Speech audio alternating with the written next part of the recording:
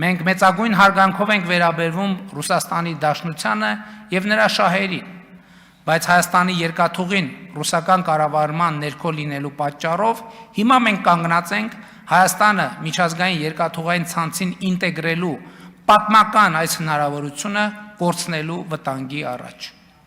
Մենք չենք կարող մեզ թույլ տալ կորցնել այդ պատմական հնարավորությունը։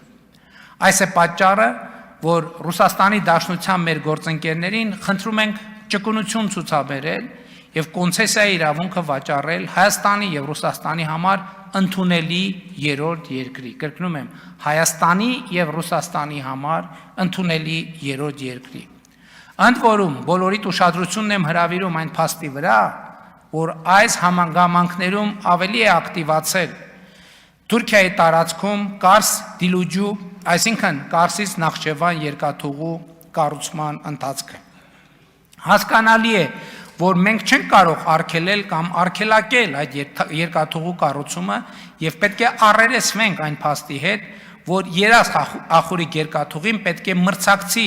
Դիլիջու Կարս երկաթուղու հետ եւ սրա համար մենք պետք է հնարավորինս արագ երաս ախուրիկը բերենք մրցակցային լավ վիճակի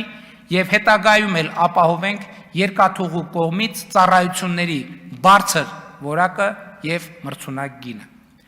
Եվ ահա այս ամենի կարևորության գիտակցումն է, որ հանգեցրել է կառավարության քննարկվող ծրագրի հետեւյալ ձևակերպմանը, որը կարող եք գտնել ծրագրի 4-րդ բաժնում։ Մեջբերում եմ։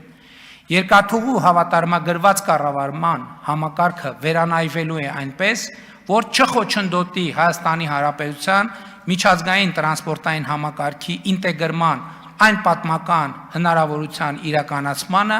որը ստեղծվել է։ Մենք շարունակելու ենք աշխատանք այս ուղղությամբ եւ Ռուսաստանի մեր գործընկերներին կրկին խնդրում եմ հնարավորինս արագ հասնել այս խնդրի բարեկամական լուծմանը։